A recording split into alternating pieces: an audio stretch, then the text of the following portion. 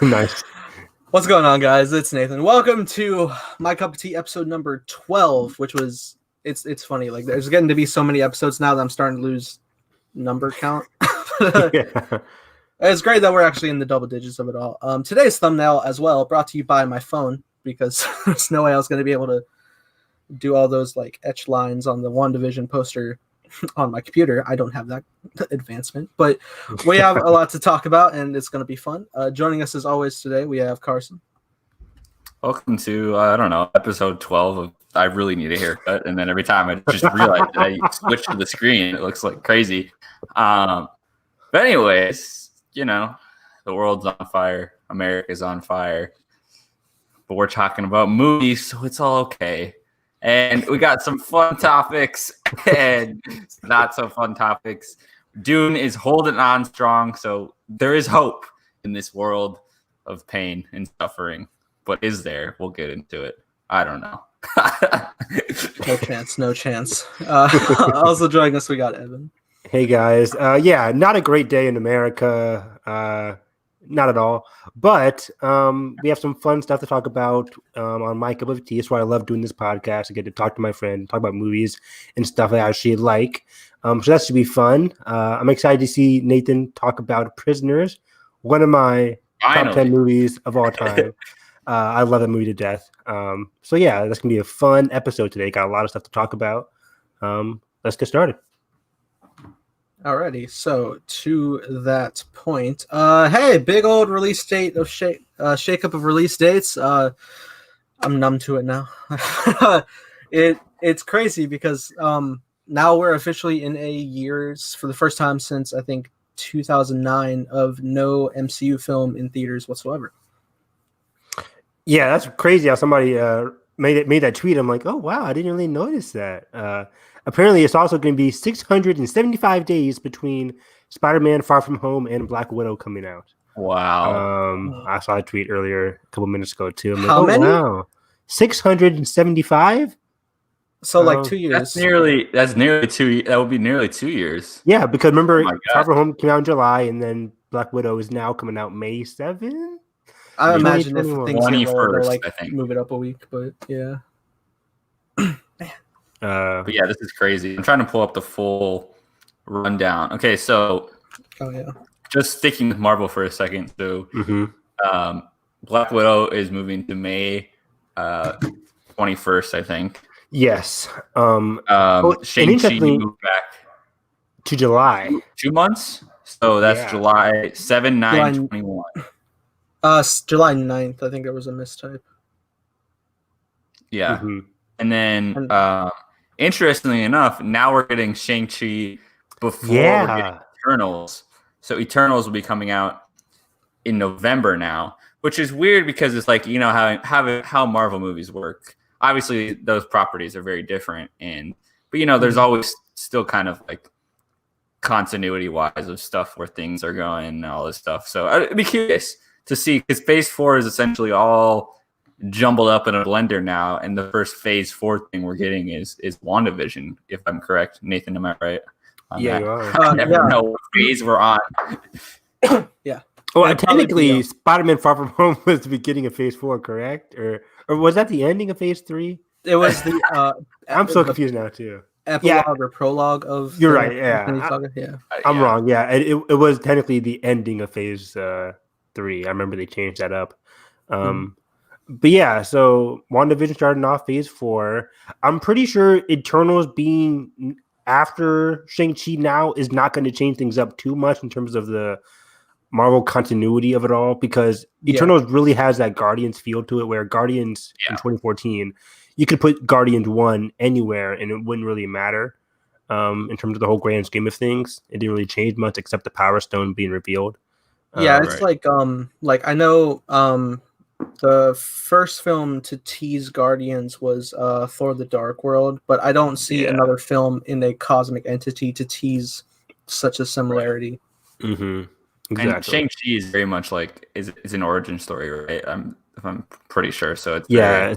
I mean, it's still like world, like whatever it is. Yeah, that's gonna be very distant as well. So That's going to be the case for a lot of the early Phase 4 movies. It's going to be pretty distant from each other. Like Black Widow also might not have a lot of ties to anything. That especially since it's like between Civil War and Infinity War. Exactly, right? So, and then we're all thinking like the post-credit scene is going to tease like, the continuation of, what's it called? Florence Pugh, Yelena Belova as like the future Black Widow probably. And then the Winter Soldier, like the Captain America program thing going on between all that. There's like some similarities there. But yeah, for the most part, it's on its own. Yeah. So they didn't say in the press release, but I guess that changes everything for every future Marvel movie or just 2021. It would have to, because that's what Nathan was saying. Nathan was, I honestly reading this, I forgot that Spider-Man was still slated for that weird. December. That's only 18th, a month, right? Only a month after Eternals in the holiday season. It doesn't seem like it would stick. You say that, but Doctor Strange and Thor right now Thor's coming out February 11th, 2022, and Doctor Strange is March 25th, 2022. I never put my chips on that either, crazy. Honestly. Yeah. It's gonna be such a quick turnaround though, because I think Zendaya is filming Euphoria right now. I think. Oh, did they start filming that? Yeah, they're pretty sure they started up, or maybe they just started that pandemic episode they're doing just to hold people over. That might. I think that's it. Yeah. Or, well, and Tom's shooting Uncharted right now. God knows how long that's going to be. Just cancel it. So, I can't see them shooting until like November or October. I mean, wow, Spider-Man. Shooting October this year, and then. Oh, okay. I thought you meant October next year. I'm like, I think Tom said they were gonna do that, but yeah, I think the plan is like October, November for Spider-Man, and let's say they do film in October, and then they finish like in February for Spider-Man. Quick editing process. You can turn out a trailer for like summertime 2021, and the movie can still come out in the end of next year, so it's possible. Yeah, I mean, I don't doubt it. It's Marvel, but like, also, I would mean 4 movies next year, which obviously is kind of return to normalcy, I guess. But it's like 1, 2, yeah. Both. It's weird because it would be a May and a July and a November and December. So both of them aren't really spread out like quarter 1, quarter 2, quarter 3, quarter 4. It's like quarter 2, quarter 4. I don't know. Interesting. That is very interesting. But again, Sony is Spider-Man, so I guess Disney doesn't really think of that, even though Marvel does. And we have Venom 2. Yeah, I was about to say, like, and Morbius, yeah. So Venom 2 is right like a month in between That's June, Black Widow. Right? Yeah, so in between Black Widow and Shang-Chi. Yep. That's next summer's gonna be lit. Oh, I can't wait. There's so much, and that's what scares me because it scares the studios, not me. We've done this a couple of times, haven't we? Where we just like have super stuff. Even if granted, like a month apart can be fine. It's when like weeks start to stack up that gets scary. Yeah, you're right. Yeah. Especially what scares me now is like, seeing how studios responded or keep responding with pushing things back. It's like nobody wants to be the tenant anymore. Like now that Tenet went, and it was like, nope, okay. Oof, yeah. I was checking my theater showtimes today for Tenet. There's like 5 seat spot for the IMAX, and everything else was empty for all the showtimes. Yeah. I mean, but anyways, I don't know. I was so idealistic about Tenet because I'm like, they have all of September, maybe all of October. When Wonder Woman moved, I'm like, okay, they can like just keep on raking in money week after week. There's no competition, but that's not the case. And it's like until the U.S. markets really respond, it's like I feel like everyone's just really pessimistic about it right now, and it's just interesting. Like the main thing that I took away from some of these things are the things that weren't said. Is that like Soul is just presumed to stay, which I think is going to get dumped to Disney Plus. Don't say that, Carson. Sadly, in the ether at this point, because you move Black Widow off. You move Black Widow off a November date, and you leave Soul, and you think, okay, Soul's going to make money in Black. You're telling me if they don't think Black Widow's going to make money in November right now, that they're going to leave Soul and be like, all right, Fend for yourself. But like the only thing I can see is like it's going to come out Thanksgiving Day or week. There's gonna be a lot of families wanting to go to the theaters. A 4-quadrant family Pixar movie, so maybe y'all want to that. But do families want to go to the theaters right now? I don't know. I guess we have to wait for Croods. We'll see what with Croods 2 coming out in October. I did not know the movie had Kelly Marie Tran, by the way. Like I didn't know either. I just saw the trailer for it yesterday. I didn't know that either. It's also interesting just in regards to theaters because I was like running through like the weeks of what's actually like playing, and like obviously they're tentative like to actually display showtimes each week, but like they still have on schedule the like re-releases of different independent or individual films. Yeah. Like for October, like they're still set to do like Halloween themed films, like Disney are like they're releasing both Hocus Pocus and Nightmare Before Christmas. Oh wow, that's awesome! Yeah. Where's Halloween Town? Why can't they show that in theaters? Halloween Town, the DCOM, the Disney Channel original I love those movies. Now exclusively streaming the whole quadrilogy on Disney Plus. Yes, I gotta watch that, man. That was some good stuff. But I guess this also answers how well Mulan did on PVOD.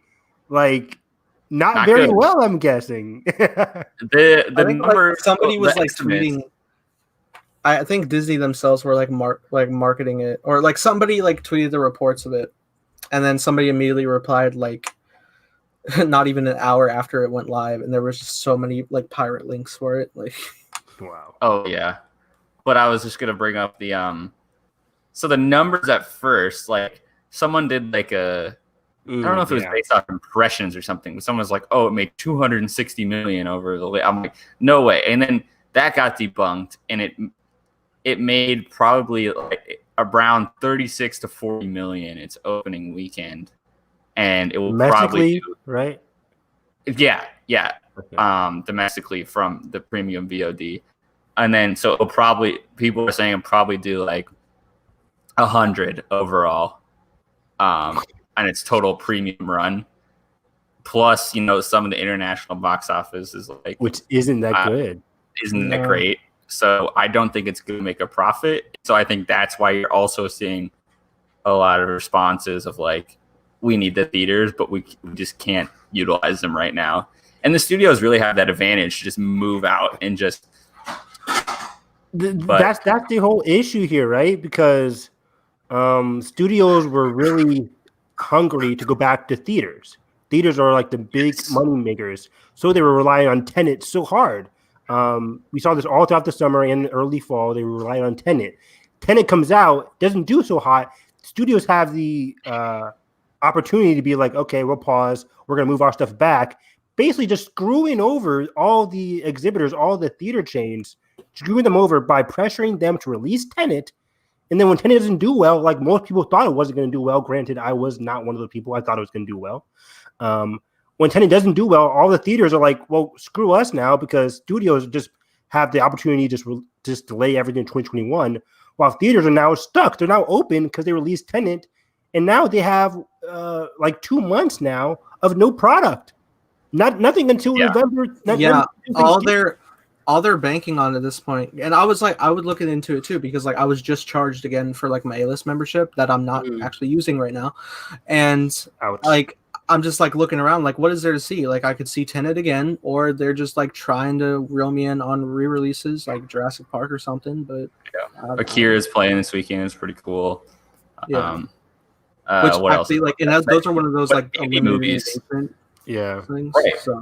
And it's like excluded from A-list and stuff. And then all the indie movies are coming. Some of the indie movies are coming out. Like, I was trying to see the I don't know if you guys saw that trailer the other week for the Jude Law movie called The Nest. It looks super captivating. I'm like, oh my god, Jude Law and my girl Carrie Coon from Leftovers. And it got fantastic reviews. Yes. And it only played in like 320 theaters, and it's nowhere near me. I couldn't find it anywhere. And I was like, dang. So like, not even the indie movies are getting slots right now. That. I think even for that indie movie specifically, it's going to have like what 30-day run, and then automatically go into online rentals. I think that was the case. So I think that's why a lot of theater chains aren't even supplying it because it's like, oh, it's going to be in rental in 30 days, so why even bother? Which is just overall very sad for theater chains. They didn't want to reopen, but studios and everybody was so confident in Tenet, so they're like, okay, we'll open, we'll do Tenet. You got to see this on a big screen. Tenet doesn't do so hot, and now they have to wait until Thanksgiving, which is only gonna. Now they're have been operating at a loss. Yeah, and it's like almost. I wish they almost never opened. And I agree. You know, figured out how to one consolidate the debt, which some of them did, and two, try to persuade whether it's government or studio work on some sort of lending program to get them back on their feet when things really do open. But the other thing too is now I've kind of seen some tweets about this today. It's like Bond is potentially going to become the new Tenet. They've done 3 marketing campaigns now. They haven't been. There's no going back. On SNL. There's no going back. A whole 5-minute clip debuted on SNL. So I still haven't seen it because I just want to watch the movie. And also, Bond is such an international property. We talked about this on Friday or whatever. I think it'd be okay with delaying its U.S. date to 2021, but still releasing overseas. But now the UK has cases flaring back up, and they have laws that after 10 p.m. stuff is going to be closed. So there's going to be certain showings that they only can do showings to 6:40, the last showing, especially for a 2.5-hour movie, can be at 6:30 p.m. at night. So that loses some business, and then it's so they don't know what to do now. So it's basically stuck there. But again, how theaters have nothing until November potentially, because Death of the Nile is gone now. We'll talk about that in a second. West Side Story is gone from December. Poor Steve. There's some Deep Water with Ben Affleck and Affleck and Ana de Armas. I know. I was so excited for that one too.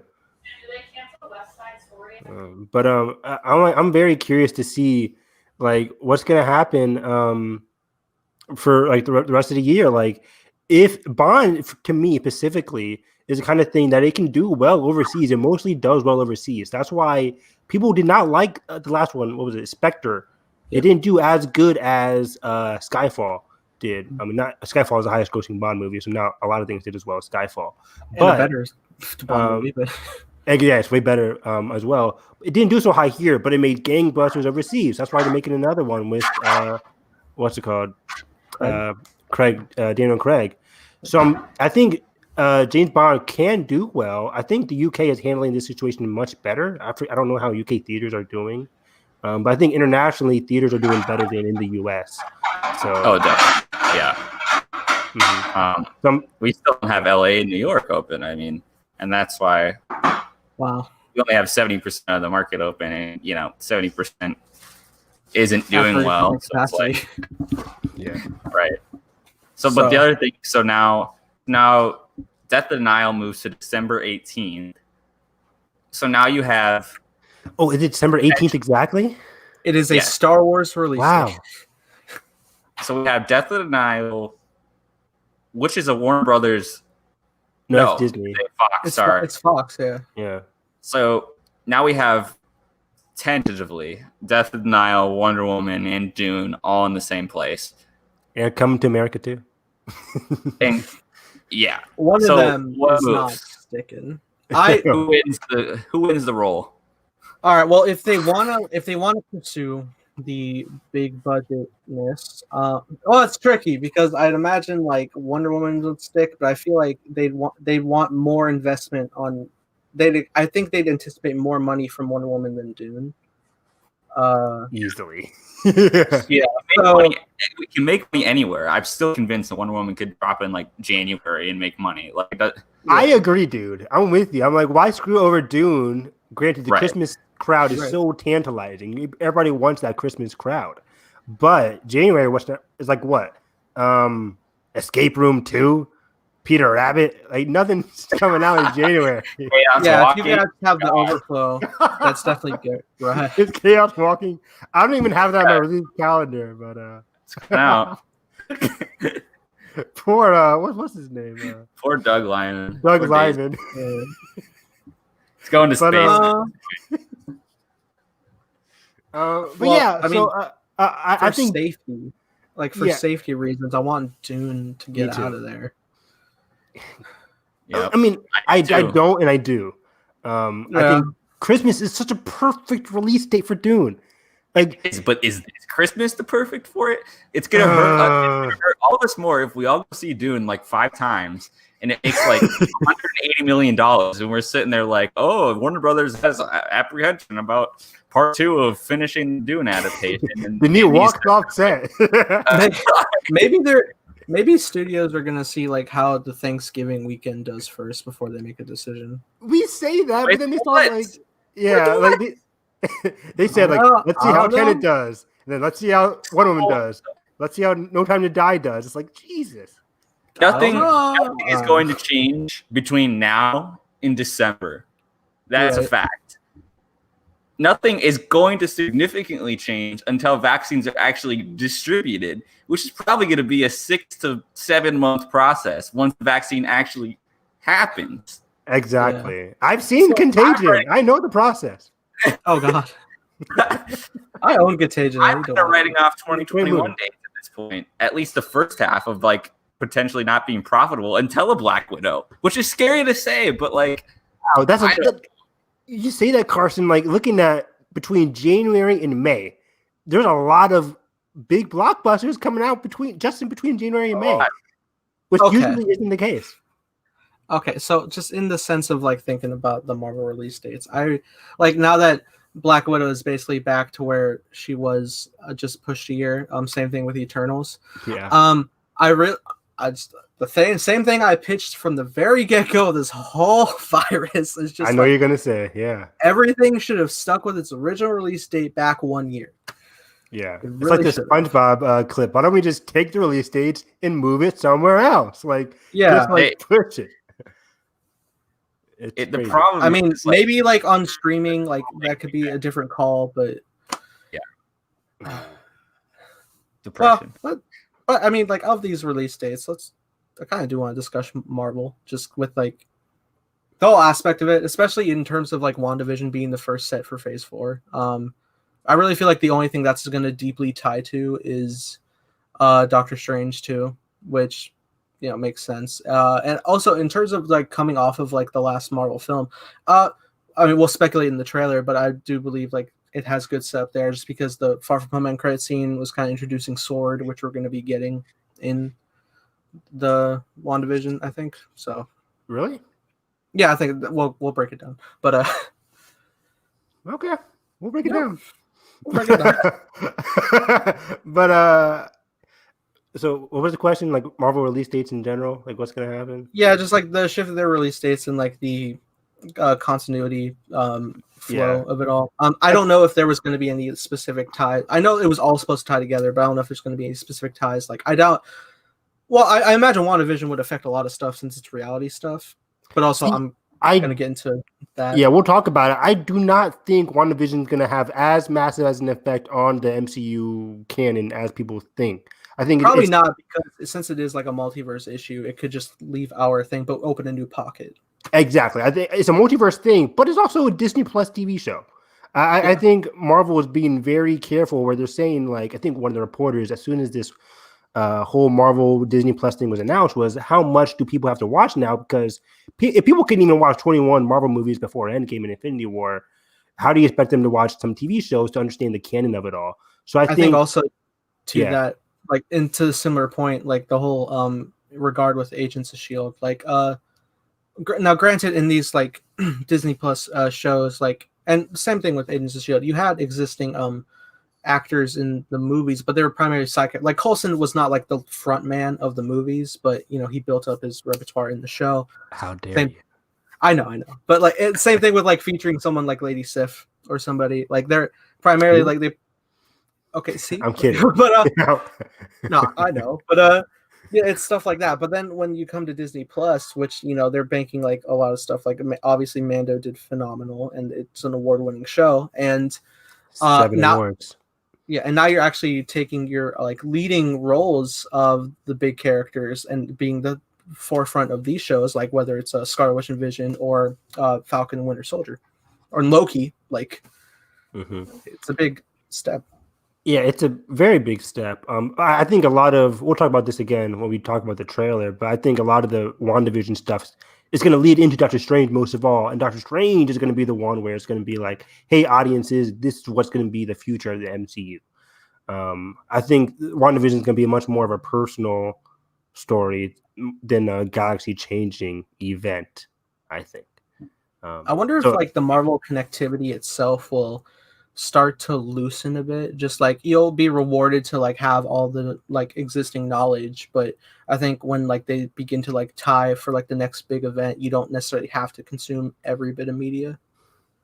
Yeah, I mean that would be the best course of action. Very similar to what the DC is starting to do for their new movies as well, which I think is the right choice. Again, it's something that Marvel can't really do now because people have the expectation for Marvel to connect. But maybe Feige can play around with that and change things up. But again, in regards to release dates, I think Doctor Strange 2's like the whole 2022 release date thing. I think that will like it's only a matter of time before we get new release dates for those as well. And it wouldn't have a big effect on everything.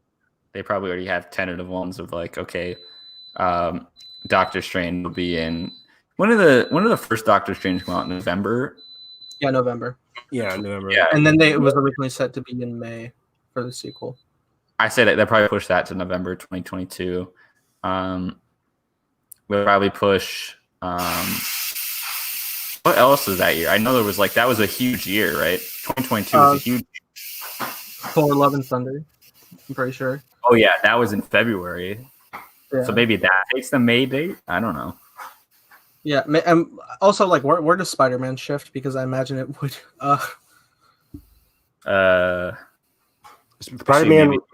Spider-Man 3. That's December 2021. Yeah, but I don't see it staying there. I still. Yeah, I don't either. But it doesn't go in December because Dune is going to take December 2021.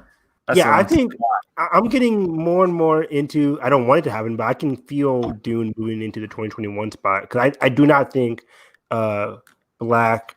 What is it called? Dwayne Rock Johnson, Black Adam. I do not think that's coming out in 2021. Okay. I think it's only a matter of time. Right now, there was a set photo of him filming Red Notice for Netflix. I'm like, does he have time to do Red Notice? They just started finishing filming that too. Do you? Yeah. Also, I mean, even to that point, do you see Black Adam even still coming out before Shazam 2? Because I know in regards to Shazam 2, like Zachary Levi himself was saying, like they want to like film it as soon as they can because the kids are growing up fast. So. Yeah, and I also remember the director also said like they could just do a time skip if things get dire. So it doesn't really matter too much. But yep, it's that Stranger Things effect. Ant-Man 3. Oh gosh. Well, that was intentional 5 years, but Ant-Man 3 does not have a release date, but people were thinking I don't know. Yeah, it can't be 2022, so it has to be early 2023, I guess, for Ant-Man. Yeah. I wonder at what point like the films that are announced already like break and then like become Phase 5. Well, the last Phase 4 movie right now is Captain Marvel 2 in July 8th, 2022. Which is funny because that also sounds like initially the shortest year run for a phase, but it's also just like jam-packed. Yeah, I remember when the whole Phase 4 release thing got scheduled. We're like, is that it for Phase 4? And it seems like it is. But, yeah. Well, it's funny because like initially you had everything like displayed up, and you're like, oh, we're getting like 8 or 10 like films. Oh my god, in 2 years. And it's like, oh, half of them are shows. Okay. Yeah, that was funny. Oh man, what a reveal though. I'm rewatching the WandaVision trailer, and I'm pretty wrong about the S.W.O.R.D thing. So yeah, I guess we'll talk about that. Well, yeah. Break it all down. But yeah, the whole release date stuff is it's just kind of like another thing we keep having to roll with the punches with. Like, will it ever stick? It's really just it's a lottery at this point. Like whether or not we actually like. There's no winning. It's not a lottery. You're right. Like you can invest all you want, and it's going to be like. It's going to be like of all these movies to like come out, it's going to be such like a random movie that's gonna like start to profit a bunch of people. Like, oh, let's go here, and then it's not gonna happen again. Yeah, there's just no predictability right now, and I don't think there will be for some time. And I imagine we're going to be sticking with all this random shuffling up until probably next summer. I don't know. Wow, that's dire, Carson. Why are you always so dire? Guys, I'm bracing for impact because I was way too optimistic with Tenet and everything. I'm like, oh, it's going to make money. And then it's like $4 million second weekend. It's probably make like $2.5 million this weekend. I don't know. We'll see though. We shall see. If Wonder Woman comes out in December and makes like, $450 million or something, then maybe I'll change my mind. But I just don't see the end of the year changing anything about how audiences feel about going to the movies in general. I could be wrong. I hope I'm wrong. Yep. We'll see.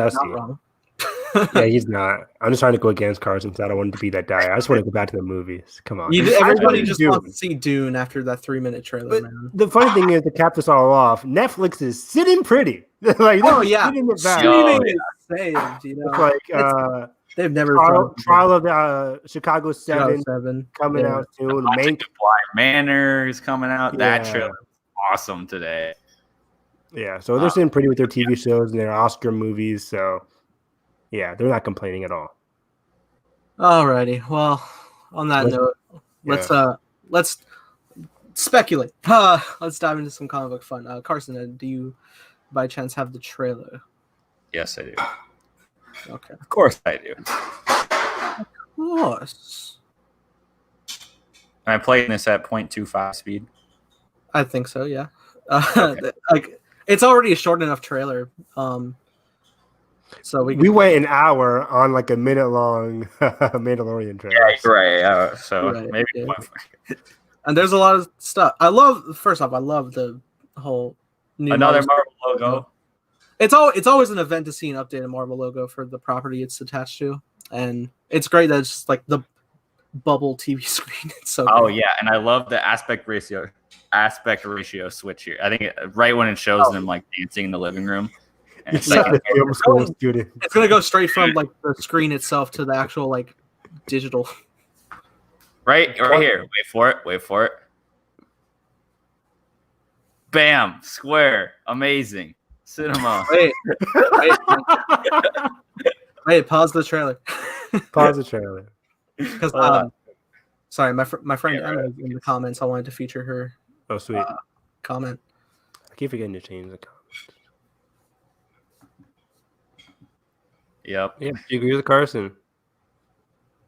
A lot of these movie junkets are going online. Can I be invited to one of these, please? Like, can a brother get a ticket? Like, I need a ticket or something. You need a New York Film Festival, something. Hey, I'm seeing Nomadland on Saturday. You're seeing Nomadland? How? Yeah. It was available. You could buy, anyone in the U.S. could buy tickets.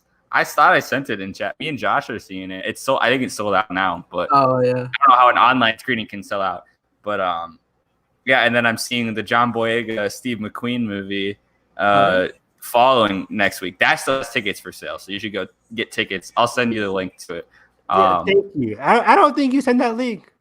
Okay, I'll send. Maybe I was taking a nap. Somebody I was taking a nap. I don't know. Add a brother. Carson, queue up OBS, record it for us. No, legally we're not doing. Carson gets an email. Your pass has been revoked. You should have seen what the threats were with the Antebellum screening. It was like it had a personalized watermark on the screen, and it moved every frame or like every couple frames where it would just be on the screen. So if you tried to record and then edit the movie to take it out, it would just be moving by the time. It was intense. And you were like, nobody's gonna be doing this for Antebellum. It's like no one's committing. All right. Oh man, that's funny. Dang, Nomadland. Okay. Anyway, this image makes me happy because I've shipped this since day one. But aspect ratio. Yeah. So we got some honeymooners vibes going on because they're doing a lot of classic sitcoms, which is I remember before we dive in any further, like I was not excited because I heard all those rumors about like, okay, half of this show is going to be those sitcom style comedies with the laugh track, whatever. It's going to be very weird. I'm like, I don't know if I feel that. Like, I'm not really interested in seeing like a sitcom kind of thing. But now I'm like, I'm kind of getting turned around by this. I was here since day one. Haha. No, but like this whole like this is a legit like classic set. It's insane. And apparently they filmed with live audiences for portions of it. Oh my god, that's awesome. Great. That's really cool. I love this like actual like classic magic effect on this thing right here. That's perfect, dude. That's crazy. I didn't even know that it switched to his face. Yeah, I didn't know that's what he was doing. Now that's Christina. That's Agatha Harkness, I think, from the comic books. She's a Scarlet Witch villain. There's a lot to break down here, actually. That is so cool. No, that's like literally like a classic like effect on the it sitcom. looks like magic. Sorry. Okay. We're just gonna go back to this for a second. Nathan, what is going on here? Okay. So if you translate the bottle. No, for real though. Like, there's like a thing. Like, the last word doesn't matter, but like the first one is like House of, and like when you like take the actual like word, there's speculation that there's gonna break into the House of M storyline, which is about Wanda creating her own alternate reality that she doesn't want to break away from because she has built such a life that she's even had, and we'll see in the trailer later that she has built children in this reality that she firmly has grown attached to, and if she just leaves this universe, she leaves her children. That's awful. That's what I was saying last week with the whole Young Avengers thing. I'm like, Wicket, and Speed are the names of her children. They're stuck in this reality. I feel like parts of this reality are going to make its way into the normal reality, and that includes those two children. Or I could be completely wrong, and those two children have to, make the consequence of like, okay, I got to leave this reality. I got to leave my children, but at least, I don't know, reality gets to go back to normal. Now, there's actually two theories I was like looking into in regards to these dinner guests. One of which being that they could be undercover agents of S.W.O.R.D. trying to get to Wanda, try to see what's going on with her. Other theory was that they are sent by what's the actress name? Catherine. I think it's Catherine O'Hare or something. She. The neighbor we saw in the beginning of the trailer. Some also suggest that she could be an agent working for Mephisto, the one of the Marvel characters that's very associated to like the devil, and that's the interesting exploration. And that these. So she's not imagining these people. These people are showing up. I feel like they were imagining, but it could be either way. Yeah. No. Well, it's also an interesting thing because what I think Wanda's essentially doing is like affecting like this whole neighborhood has been like taken over by her own set reality, and I think like she's manipulated their minds because her powers come from the Mind Stone, so it's very possible. Oh, so like her whole community is like put under the spell. Yeah, which we kind of see later when Vision goes to the woman in the car. But also, it's interesting to see like Wanda and Vision kind of have that inception moment of not realizing like how they got here in the stream. Yeah, I love this part of the trailer. Oh, it's gorgeous. It's essentially like reality, like when TV switched to color, and like it's such a big event. Like, look at that! Look at that dad sweater. I love that. I know. It's amazing. I think this like moves us more into like the 70s era of sitcoms. Yeah, I love this quick montage right here. It just look at that classic costume, man. So they're dancing. Right. The kids. They're all going through like the different eras here. That's very fascinating. This looks very Full House. Yeah. Are we going to see how much pain are we in for? Wow. I mean, like I said, like I went back to watch the Marvel Super Bowl spot, and like there's a lot of like there was a whole point where like Wanda like she was in color but in the black and white world, and she was like snapping out of her reality and stuff. It's gonna be traumatizing for sure, man. Yeah, she's already experienced such pain on screen. I imagine it's gonna be amplified here. This is the thing. Is this going to be Paul Bettany's last time as Vision here? Like, is Vision going to come out of this world, out of this reality, as a real person, as a real boy? I don't think so. Can we bring him back is the question. I don't think. I hope so. I don't know if that's going to be the case. If it was going to be the case, like, where is he in Doctor Strange 2? We haven't heard anything about Paul Bettany being in that, so I'm not positive. It's an interesting thing we can theorize just off of like what we know about Vision, because the whole like crux of Infinity War was like we can still have a lot of Vision left over if we remove the Mind Stone. But given that his body was essentially destroyed, there is also an aspect you could explore where Vision himself like is also part Mind Stone as well, and since Wanda got her powers from that same stone and has such memories built with him that you might not get 100% the Vision you originally had, but you could definitely get a core amount of what you want, which is basically what they were trying to do in Infinity War anyway. If they want to upload him and like a Vision that I know it's like cheap to cheapen deaths in comic book movies, but because Vision himself is an android, he's come back before, like even like a pure white state Vision, which I don't know if they would go that route. Granted, he has a human form, but like it's fascinating. Yeah, I saw that people were complaining, saying like if he does come back, it'll lessen the death of him in Infinity War. And to that, I'd say I completely disagree. There's other deaths, man. A lot of people died in Infinity War. A lot of people came back in Endgame, so it's not going to lessen the death even more if one person came back. To that point, Tony's gone. Steve is old and will soon be gone. Yeah, even in Far From Home, I think she said like they're one of the students like, yeah, Cap is dead or something. So. Dang. So right here, is he like flying up over the community, like debating it in reality? Yeah, he flies up because he's like trying to see what's going on. Because even if you go back to like when he starts floating up, there you actually see like some trick-or-treaters, and they're and they're also like frozen. So they're like, why is everybody like paused and not moving? So pause it. Sorry. So costume. She's the only character, only character in the series that pops up in different realities alongside Scarlet Witch and Vision. Everybody else seems to be like stuck in their own like 50s, 60s, 70s. So yes, the actress name is Catherine Hahn, by the way. I looked it up. I was like, yes. What is her name? Catherine Hahn. The rumor is she's playing Agatha Harkness, the sorceress.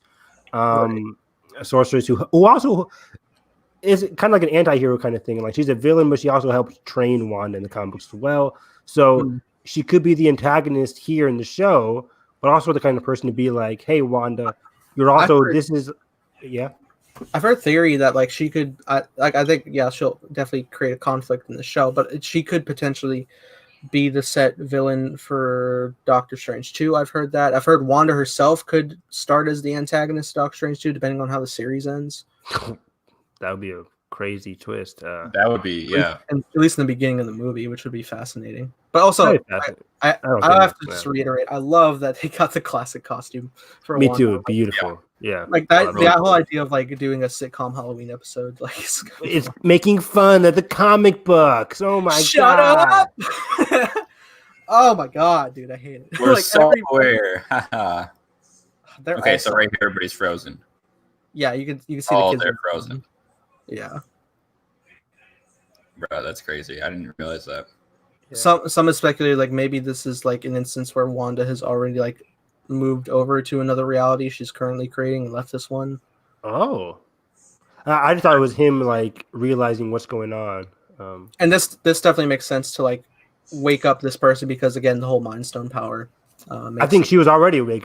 Even in the dialogue, she's like, "You're just now realizing it, but I'm already like."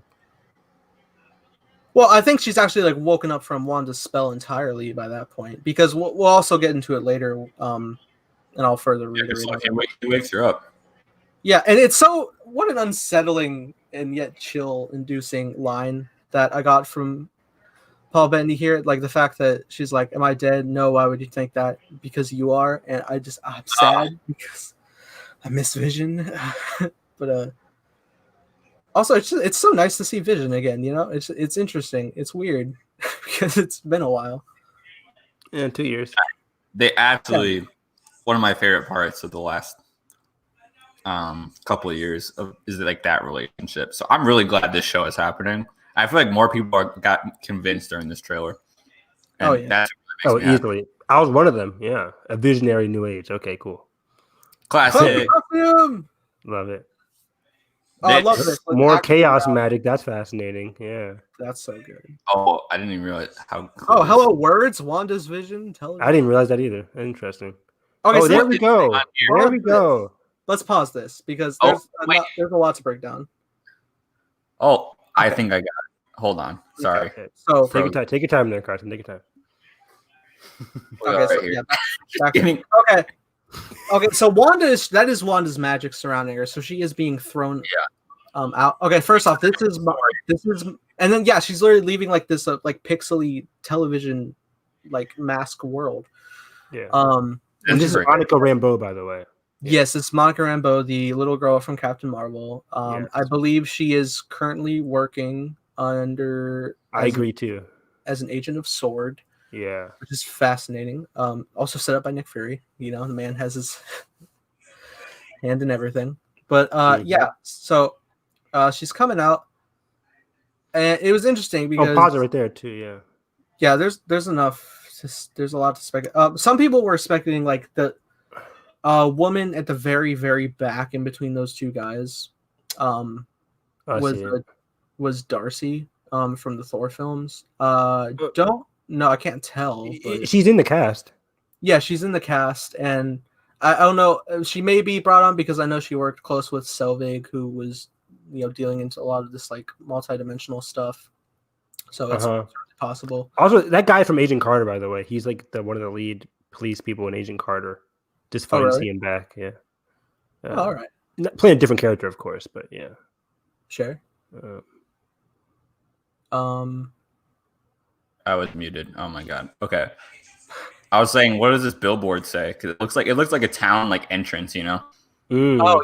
Which is what I was thinking is that Wanda is maybe taking a small town, if not just a neighborhood.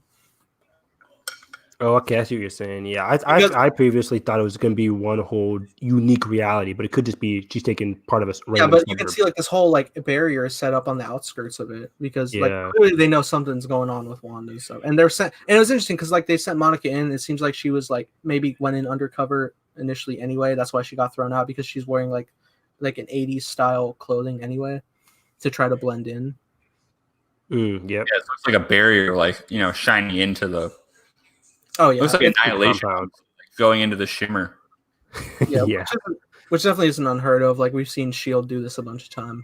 Mm-hmm. Yeah, I think there's a couple more. So, she's wearing that outfit from the alternate reality.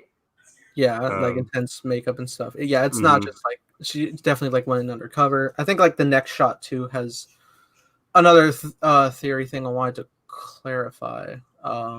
Okay, no, I guess not. It was back with like all the group of people that were approaching. Not that far back. It was like after she gets thrown out. Like the agents, yeah. People were like on the left of the guy were like pointing out that it looked like it was also Monica Rambeau, and a lot of people were saying that like maybe it's like a time travel element. I don't think so. I think this is just another shot cut with everything. I don't think you're like getting layered on top of layers of time travel stuff happening because I don't think that'd be a lot. There's no time travel. Yeah, like they're going through different eras in the time. Yeah, different realities. Like there's 50s, 60s, 70s, 80s, etc. That's just Wanda's mind. Time's still going forward though. Exactly. Yeah, there's no time. Okay. So yeah, I just want to clear that up real quick. But that does basically wrap up the speculation for stuff on the trip because we're just into the final shot with Wanda and Vision. We did good, guys. We didn't go an hour on it. We could have. Definitely didn't. Well, actually, no. But yeah, I'm very much so sold on this TV show. It looks very unique. It looks very crazy. Again, I'm not sure how the sitcom thing is going to work. Yeah, it's very cute. I don't know how. I don't know how the sitcom thing is going to work in terms of like enjoyment. Like it's going to be cool, but I don't know if it's going to be like, I don't know, as engaging as they're hoping, or I don't know. It's just very unique. I don't know how. I've never seen this before. I think I'm not sure. It's gonna play into that scene at the dinner table where there's gonna be lapses in either Wanda's judgment of the situation or denial of the situation, or Vision starting to figure things out, or these outside forces that you guys are talking about. I'm not as familiar with like how it's going to work, but there can be reveals within scenes where Wanda's trying to change her reality, and there's stuff that like. So I have a feeling that the sitcoms are going to be like kind of the baseline, like the safe zone of the show, if you will, and then as like tension starts to happen in the show, it's going to kind of just erode and break down, which I think it has the potential to be really cool. But I don't know if it's going to keep it up for the whole 6 episodes. I'm sure it's going to. We'll see though. Did they say it was only 6 episodes? I'm pretty sure someone said it was 6 episodes. Elizabeth Olsen said it was going to be 6 episodes at a press event. I don't know if that's been confirmed. Oh, okay. Yeah, I mean, I don't see multiple seasons for the show, but not at all. No, but it's interesting. What I think is going to initially happen, like from the get-go, is like we're going to start off with like Wanda still pretty in grief after Endgame. She was not feeling her best at Tony's funeral and stuff, but I think she's like once she like starts to realize, like I think she'll like throw herself, I guess, probably maybe even unintentionally into this like sitcom type world, and like she'll be like confused at first what's going on, but I think she'll like just fall into the flow of it and be happy again just because Vision's here, and then she'll start to like move into the flow of that. We'll probably get like a montage going through just like living in it and being in that normalcy of like talking in certain ways and everything, until you'll start getting elements to come in like the dinner table scene, which will start breaking down the confusion, and then like in a panic she'll just like shift again and like try to build a new reality, because we literally go through multiple areas. There's going to be at least like 4 separate realities. At least. That begs the question then, Nathan. You said unintentionally. Do you think she starts this unintentionally, or does she always want Vision back and she creates this for herself? Well, I mean, I think it could be a combination of things. I think especially just because Wanda herself, like it has been stated that Wanda is like the most powerful person in the MCU, and that I think that was Captain Marvel. I know, but like in all honesty, though, we're especially going to see that from Wanda in this show, just because we're actually going to get into her reality-altering powers, which we haven't properly seen yet. I mean, again, like this is the same woman who literally could have killed Thanos on the battlefield right then and there if he didn't call down that airstrike. Exactly. Oh, yeah. So I think just like because her mind, like not to be insulting, but she's probably going to be quite unstable. No, really, just like it's going to be a lot on her. Like she's already lost so many people. Like she lost like the place she grew up with in Sokovia, which is I imagine where she got like limited television and saw these sitcoms and grew up on them. That's gonna be a cool touch. Yeah, like I still wonder if they're going to touch on anything in regards to Quicksilver, her brother. I don't know. I remember that's what I was going to ask, because he was on set or something. Yeah, I mean, at the same time, I didn't even know Aaron Taylor Johnson was in Tenet, so he could be in this for all I know. I didn't know he was in it after I even saw the movie. Right. But my thing with this is like it'd be cool, like how you're describing this, if it was like this slippery slope coping mechanism that maybe she escapes to for the first time, and then she's like, I need to go back to reality, but it kind of turns into her daily life because she doesn't want to live how she is living. And so I'd love to see like a montage of her like resisting, trying to get into one of the realities and then like slipping into it. I think that'd be a cool angle in terms of grief. And I don't know. Yeah.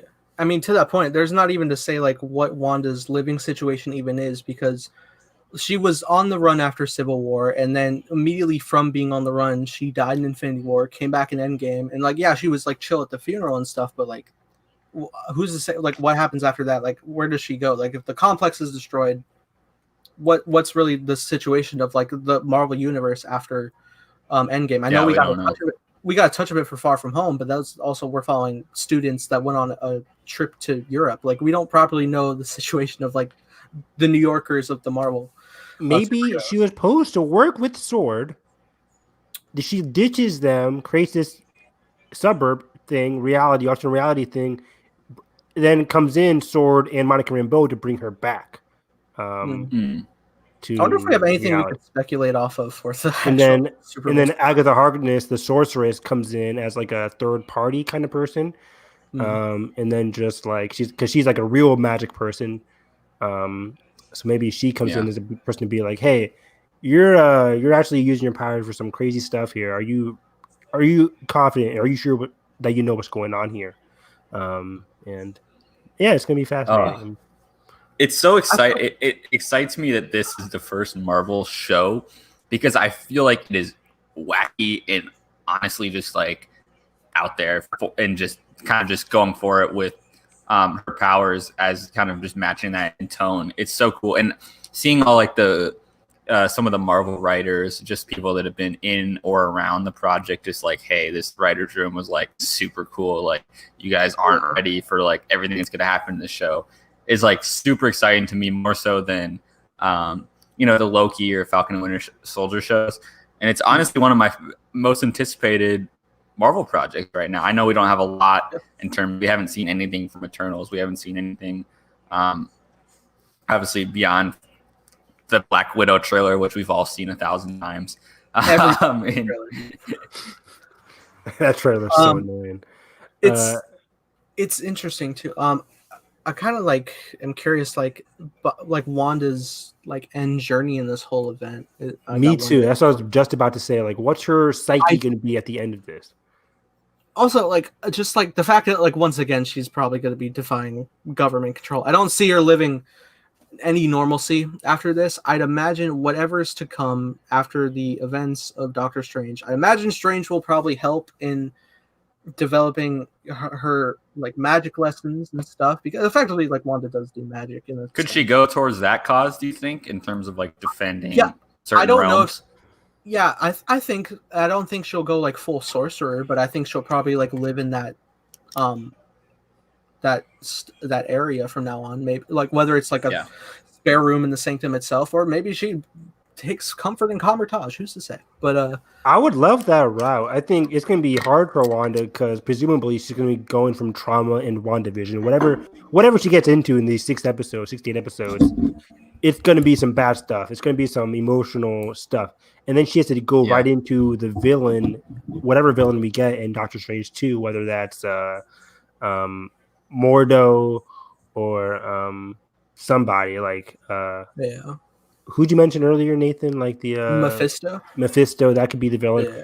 Nightmare was going to be the villain, but that was when Scott Derrickson was still on board. Nightmare could still be the case. I hope so, because that makes a lot of Sam sense. Raimi, guys. I feel like we're gonna get some elements of Sam Raimi gives me confidence in terms of like still being able to implement the horror stuff, because I look back at Spider-Man 2, which like Spider-Man is primarily like set in their campiness, but like when you look at that Doc Ock hospital scene, that's a horror scene. That is Evil Dead. Yeah. like nails on the floor, like that's a straight up scraping the floor, man. The muffled screams of a face grab. Oh my god! Nobody does it like him. No, what a guy. It's unreal to me that they actually got him to do a superhero movie. Like he hasn't again. Like wow. But, well, they're probably just like, hey, we're not Sony, but we got them under control now. But no, actually. Hey, we're not Sony. We did fire our director, but hey, we're not Sony. Yeah, we did. Our director did quit, but like also we'll just like we did put all of the Spider-Man conflict blame on Sony, but But also, guys, I think this show is going to be about closure too for for Vision, so and I think we're going to get a really touching kind of arc in terms of at least part of it being that she's going to get closure in his real death. That's why I said, he comes like, back or not, Yeah, that's why I said, is this going to be Paul Bettany's last run here? I think so. I'm sad to say. Andre Diaz, they are going to make Blade with Mahershala Ali. I don't know when that's coming out. It's going to be a movie. Push back now. It is going to be a movie, right? Okay. Yeah. I wasn't sure if they were Phase 5, right? Which I'm super excited for that. I mean, all the Marvel properties, really. It's so weird because there's also stuff we have no idea how things are going to develop. Like, we have no idea what Moon Knight is going to look like. But Moon Knight presumably is going to be the WandaVision to Doctor Strange, the way that Moon Knight is going to be to Blade. You know what I mean? Like, leading into... Probably, yeah. And who's to say, like, what She-Hulk does, which is also exciting to see. Yeah, very exciting. A lot of shows ramping up, which is that's a good point. Exciting. I don't know where She-Hulk's going to tie into other current Marvel projects. That's very fascinating there. But I don't think Blade's going to happen until 2024, probably. At the earliest, I agree. Yeah, I previously thought 2023, but with everything being delayed, just push that back a year. So 2024 makes sense for Blade. Very optimistic about this. Marvel's going through some unique stuff here, and if it is Paul Bettany's last run as Vision, then it's going to be a good one. Oh, absolutely. Yes, Andre. No, not that one. Wait. There was a new comment that came in. It's on my phone, but Miss Marvel is also a show that's going to be happening as well, which I can't wait to see Kamala Khan on the big screen. Miss Marvel, I'm pretty sure. Yeah, me too. Kamala Khan's great. There it is. Comment just came in. Gotcha. Miss Marvel is going to come out. I think is that filming next year, presumably. Maybe I think they're also set to do the casting announcement at some point. I'm pretty sure. Haven't we been hearing some rumblings about that? Yeah, we potentially have a scoop, but potential. Yeah. I'm presumably. I think that is coming out in 2022. The Miss Marvel show. Is Loki going to be 2021? Is what? Is Loki making a late 2021 date? I think so. Yeah, I think it's still set to be after Falcon and Winter Soldier. It was initially supposed to be spring. I'm sure it's pushed back. All right, so I figure I'd pose this theory out there for you guys. What do you guys think are the odds, since Evan Peters is in the cast, that he plays an alternate reality Quicksilver? 0% chance. Okay, I figured you would say 5% chance, and I don't like it if it happens. Are you Jeopardy? Are you Price is Right? -1. $1 because the dude is a great actor, and I hope he just gets to play his own character. That's fair. He can play the brother's friend or something. I don't know. I would be so thrown off if they had Evan Peters Quicksilver, but not Aaron Taylor Johnson Quicksilver. That would be weird. Right. It would not make. He could be the boyfriend to Darcy or something random. Yeah, why not? And granted, I've always been in like the house that I love all of the existing Fox X-Men castings, and I would love if they opened their dimension and just carried over, but that's very highly unlikely. The fact that we're never going to see Fassbender as Professor X ever again.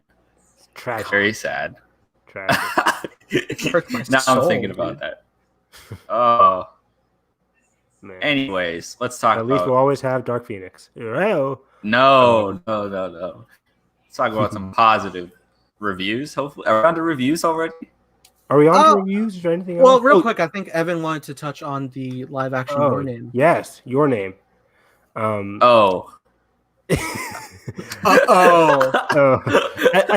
knows... I have some thoughts. Your Name. It's a live action anime adaptation. They're never the best. Yeah, but this is the funny thing. Your Name came out in 2016. I saw it in theaters February 2016. I'll never forget it. One of the best movie experiences of all time. Wow. And I loved it with all my heart. And the thing is, I do not think it's able to be adapted well in terms of live action. I think this is the case for everything anime-wise, whether it's something as grounded as Death Note. Death Note's a very grounded anime, even though it does have Is it really? In a way, of course, there's the book, the Death Note. There's a demon, right? The Shinigamis and the demons and the concepts of hell and heaven. Ryuk and stuff. Ryuk. Yeah, okay, fine. It's not as grounded as I think it is, but if anything, I feel like Your Name could be pretty grounded, other than the fact that they have. I don't think so. Your the name scope is very... of Your Name, though, especially all the elemental stuff. How are you gonna do that in I feel like the biggest visual effect thing for Your Name would just be the comet and explosions. But also, I just feel like the whole aesthetic of it is so distinct to all of the features of the anime style of it. That's fair. I feel like it's so obviously linked it's to that. And I love that like it's hand drawn, but you still get that like sense of like depth with like the shadows and the layering of the light and everything. Like literally like the light of the sun like shining through past it. Like it's insane. Right. Even like the train scenes. Like I can't just imagine that like the train thing is gonna look goofy in live action to me. It's like no, it's funny because like you would see that like plenty of times in live action and it's not very impressive. But the fact that when you animate it and it looks that good, that's where the magic comes. Yeah, it takes your breath away in animation. There's something about the animation that draws me to the characters specifically, the story specifically about Tokyo, the difference between Tokyo and the town that Mitsuha lives in. And I'm just like, I don't know if it's going to be able to connect as well in terms of live action. The concept, yes, you can do the body switching concept in live action. It's been done before. But I'm not confident in anything else for that matter. But what kind of adaptation? Like who's making this movie? Like, is it said to be? Is it said to be an American thing or is it? So originally, not Sam Raimi. What's his name? Mark Webb. Mark Webb. Yeah. Oh. I don't know why I get them confused. Mark Webb, 500 Days of Summer fame, Amazing Spider-Man fame. I mostly like to associate him with 500 Days of Summer. That's a perfect movie in my opinion. Fantastic movie. He's a great director. Like as we saw 500 Days of Summer, he can do a lot of relationships very well. Even Amazing Spider-Man, the relationship between Andrew Garfield and Emma Stone is fantastic. But in terms of that one, him and JJ, I think the story beats is going to be set in Chicago. It's going to feature a Native American woman and a guy who lives in Chicago. I could be completely wrong there. I think that was the thing. They still want to do the whole different culture aspect of Your Name. The whole thing about somebody who lives in the city in Tokyo, somebody who lives in like the rural area there. Well, at this point, it doesn't even like feel like you're like doing Your Name. You're just doing the base story. That's what I'm saying. Like, then why even? It's one just to capitalize off it, I guess. Exactly. So they're going to call it Your Name, and then just to me, if it's set in Chicago, I don't know if I can get on board with it because, as we just mentioned, like Tokyo and everything in that movie is so at the core of that movie. It just feels like it would. I don't have the word. It's not whitewashing. It's North American washing. I don't know what to call Hollywood washing. Which is weird because they're bringing in the director Lee Isaac Chung to do this movie. This guy is coming off of Minari, which is getting a lot of Oscar potential fame. And I looked at his filmography, and fascinatingly enough, a lot of his filmography is people like his main characters would have people from two different cultures. Like for example, he did a movie about the Tutsis and the Hittites in Africa, and I forget the country right now. I'm blanking out. Oh, where is he from?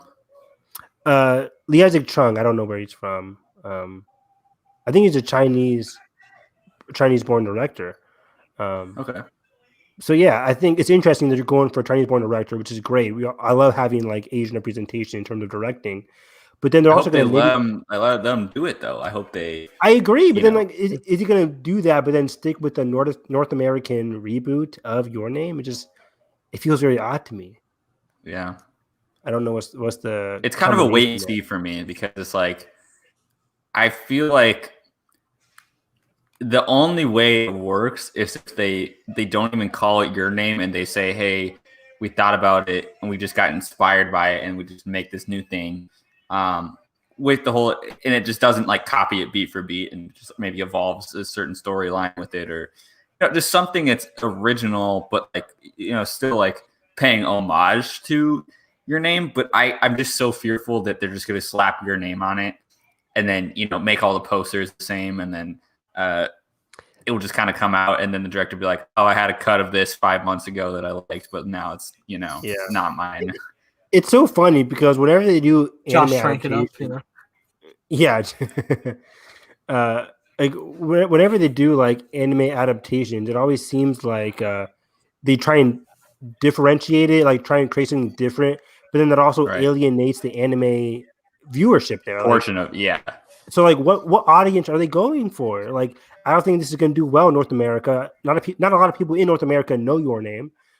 This is more like an overseas, especially Japan kind of thing. Yeah. So I don't know where they're going with this. Again, I want to give them the benefit of the doubt, but just anime adaptations in general don't always do so well, and they don't always come into fruition.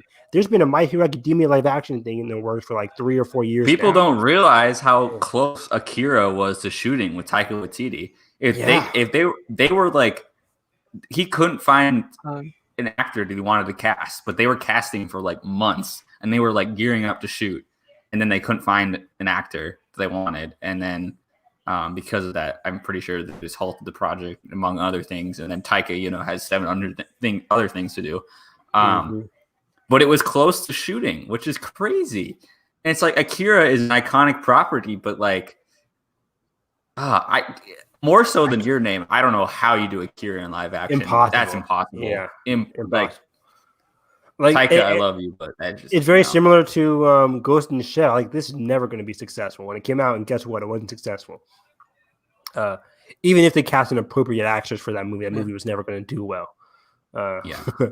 So yeah, I just wanted to bring that up because I love Your Name so much. It's definitely my favorite animated movie of all time. So I have a lot of attachment to it. Wow. It's probably up there for me just because I kept saying how much like I haven't cried this hard since Toy Story 3. Yeah. It's so perfect, man. It really is. It's great. Don't want it squandered. And at that rate, where do we stop? Do we get a Weathering with You movie? I don't know. I hope not. Oh my gosh. Please no.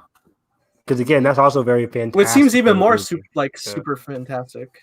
Yeah, especially the third act of Weathering with You. So I gotta watch that, guys. Also, I forgot you haven't seen it. They've been doing some remember I need to rewatch it. Like I haven't seen it since the start of the year. That like G Kids account that like does all the North American releases for the Studio Ghibli, and they've been releasing some like limited or like updated versions of the Blu-ray of like The Wind Rises. It came out yesterday on like this new Blu-ray. I'm like, oh my god, I want to buy The Wind Rises so bad. Like I just need that in my collection. And also that speaking of you're familiar with that Lupin the Third movie? It's the guy that's in the Castle Cagliostro. Yes. But there's this new like 3D it's coming to theaters. 3D animation. Yeah, and it's a company distributing it, but like the animation is mind-boggling. The trailer came out last week, I think. Yeah, it's like still anime style, but it's 3-dimensional. Yes, and it's awesome, and I want to see it so bad, and I hope it comes remotely near me because I need to see it. Yeah. That's my anime tangent for the day. Right. Sorry, Andre's still talking some Marvel stuff. We never brought up What If, but I'm super excited for that. I wonder when that's coming out. I don't know if they have a tentative release date for that one, but I think sometime. Yeah, and it's also sad because apparently Chadwick recorded for that already. So. You got to be kidding me! So it'll be his like last thing, which will also be fascinating because it's supposed to be T'Challa if he was abducted the same way Star-Lord was. So he's Star-Lord. Wow, which would be a fascinating story to tell. I think they had a teaser clip of it where like they go into like he goes into at D23 right or something. Yeah, like he goes in the orb room, steal the orb, and like the mask comes off, but it's T'Challa instead of that's awesome. Quill. It's so good. I mean, there's gonna be a lot of cool stuff like that. Like the Marvel Zombies was confirmed. Like that's gonna be fun. And I think they did the whole thing with like Peggy is going to be Captain America, but also at the same time, Howard Stark built like this Ironmonger-esque Iron Man suit for Steve to wear, which is crazy. It's Skinny Steve. Oh my gosh! Yeah, that's gonna be very fun. Yeah, I can't wait to see what they bust out, and hopefully they could go for like multiple seasons because I think you can have a lot of fun with that show. Yeah, I think Feige said they're going to do like 21 movies, the amount of movies they had before like Infinity War came out. So one for each big Marvel franchise, like Spider-Man, Captain America. Because there's so many events you can just differentiate. So, I'm super looking forward to that. Let's get into some reviews. Yes. Who are we starting off with? Let's do Carson. Yeah, I think my connection's I'm ready. back, but it was starting to get a little dodgy. So I'm gonna let Carson go first. Okay. So, am I doing The Devil of All Time? Have we all seen it? I haven't seen it. Yeah. Okay, Evan hasn't seen it. This is our second attempt to pitch it. This is our second attempt. I meant to pitch watch a it last completely weekend. opposite movie. It's not Bill and Ted. Let me tell you right here. It is not Bill. Very, very dead in the gutter, man. There's disturbing so disturbing's here. There's Devil of All Time, like a lot below that for like disturbing imagery, and then there's like Bill and Ted, like wholesome levels of through the ceiling.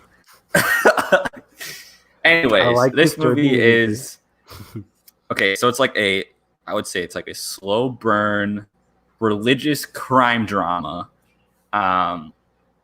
where it's very much like kind of like rustic old South, like, you know, it's very like you get to the beginning of the movie and there's like it's just about a guy and his family, like, you know, coming up in the ranks of him coming back from the army. You know, you get kind of like all this stuff of like get perspective of like how people like left the town and then came back.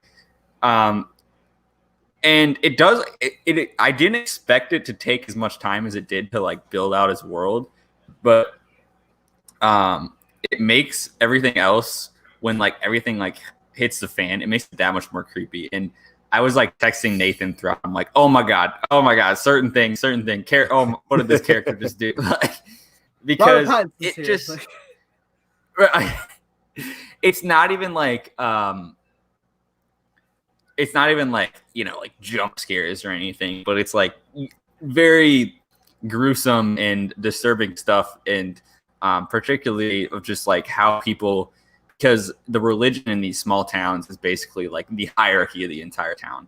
And to see the people, you know, in power, or the people against them, or just literally just creeps of the town, manipulate it and use it against like innocent people, it's crazy. And Tom Holland is fantastic in this movie. I've heard great things. Bill Skarsgård is fantastic in this movie. Robert Pattinson is delusional in this movie. Very delusions. His accent absolutely steals it. Him and Tom have him and Tom probably have the best scene in the movie together. I won't say any context. Yes, the church scene. So good. And I love seeing Tom Holland outside of a Marvel movie. Is absolutely refreshing to see that, you know, how good of an actor he is outside of this. It makes me excited to see him in the Russo brothers, Cherry, whenever that comes out. But yeah, it's just, honestly, it kind of reminds me of not Prisoners in sense of plot or anything, but it very much is like that disturbing kind of like lore to it, where you think it's just like things are just hiding around the corner and you know they're coming, you just don't know when it's all going to crash and burn. But it's a very atmospheric movie that like takes its time. How'd you feel about Jason Clarke and Sebastian Stan?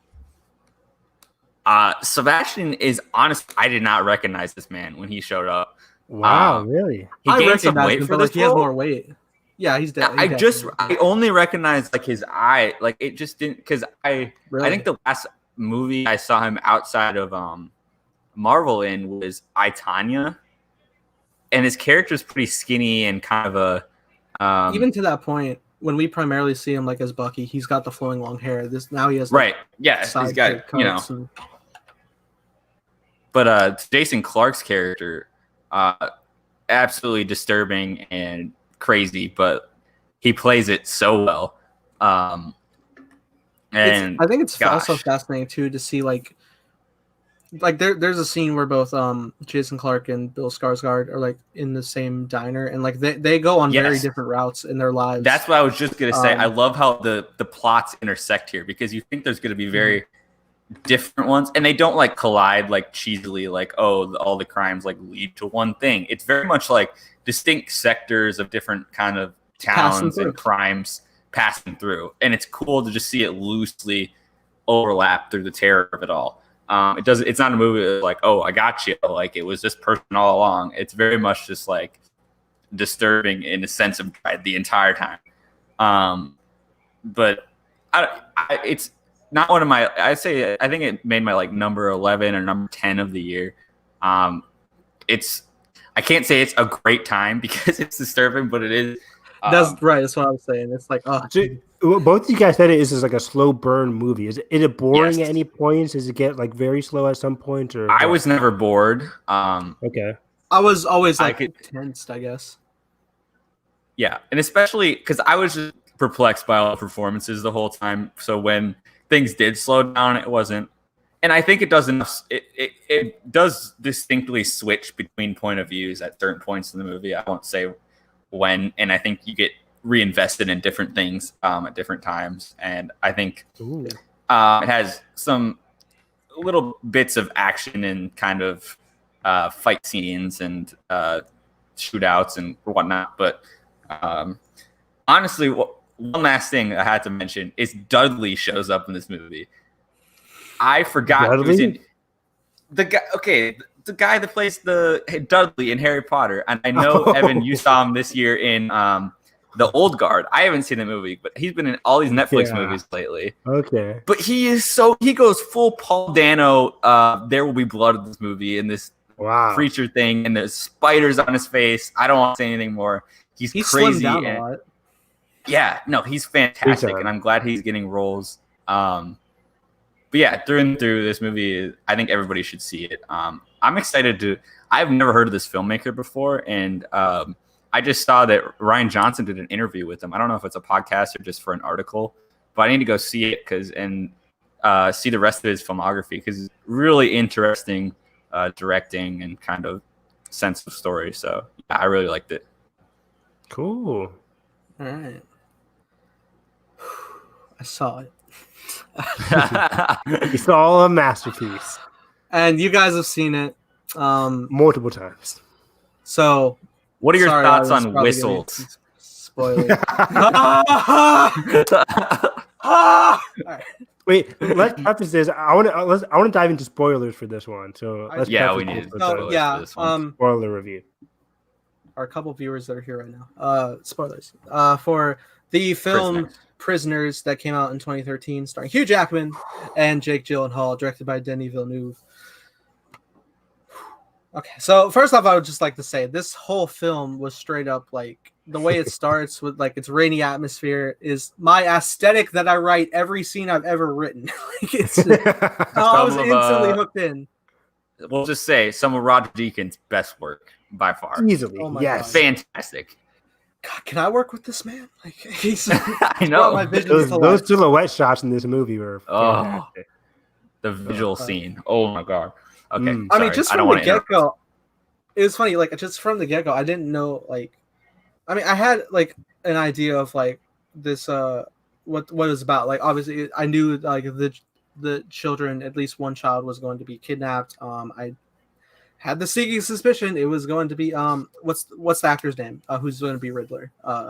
Paul Dano. Paul Dano. Who also, I think at one point he did have a riddle, and I was like, hang on. This is a WB property. Hang on a second. Somebody brought up Batman. They're singing the Batman Jingle Bells. It's all predestined. All right, but yeah, no, just like the whole build up to it, like the RV, like outside the house and stuff. So like, creepy, right? Oh, so creepy. I know you guys told me before, but I must have forgotten that Viola Davis and Terrence Howard were in this film. Terrence Howard is great. Viola Davis is really good. He's so good. I was like, I feel this man. Like me too. Yeah. Unsettling. When they get him captured and then they're like trying to like rationalize with him. Oh my goodness! Like great that scene. Whole scene. I want to build up, but like I will say like that.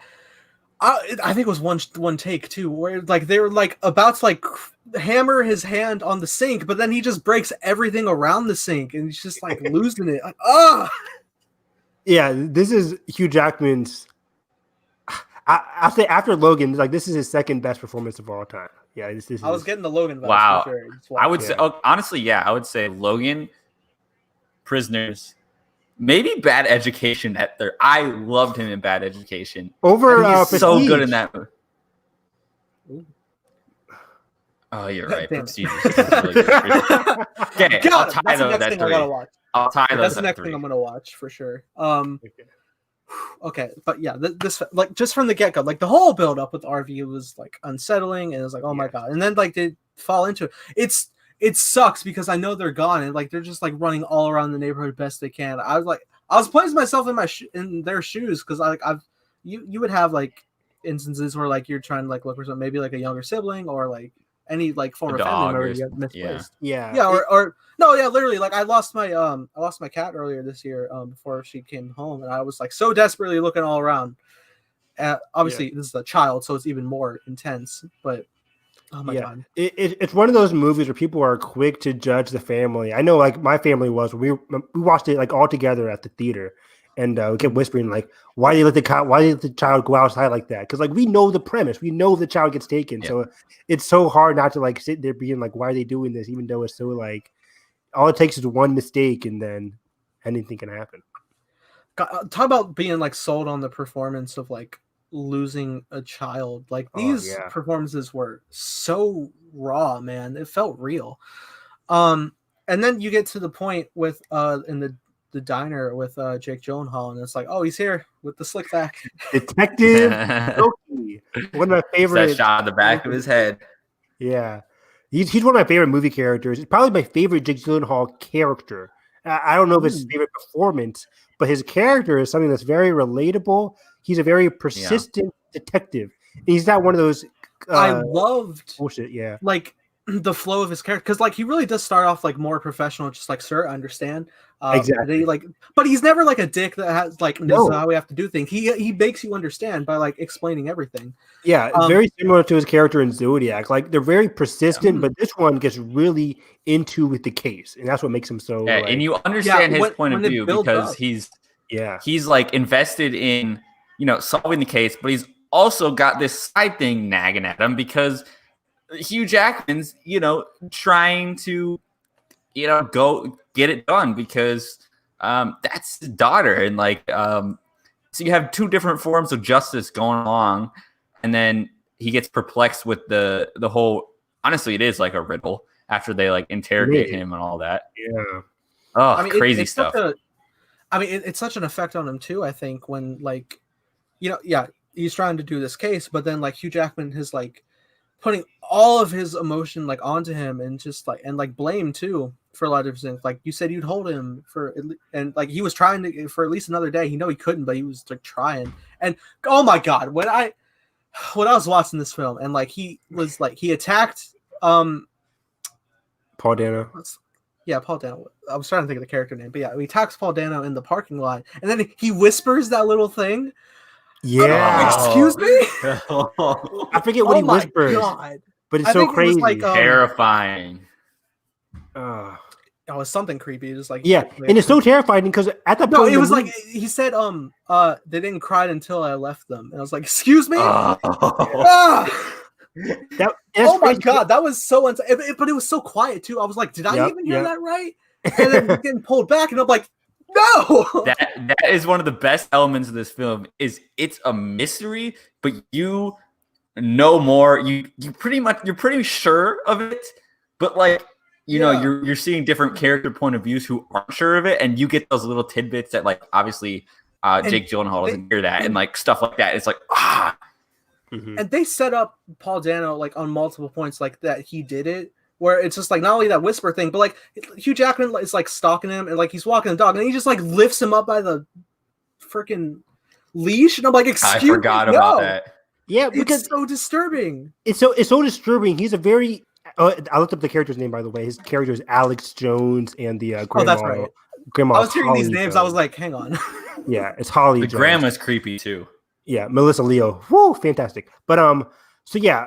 Alex is a fascinating character because this whole movie, you're like, any person who's great at detective movies is like, okay, it's obviously not Alex, right? It can't be. It's so obvious. Yeah. I agree. I'm a very fantastic movie. Yeah. And Nightcrawler might be Jake Gyllenhaal's best performance. It for might me, be performance. Loki is definitely my favorite character for Jake Gyllenhaal. Yeah. But yeah, Alex, he's doing all this disturbing stuff. You're like, this guy is a one sick mother. But then you get to the end of the movie, you're like, I understand why he's so messed up in the head.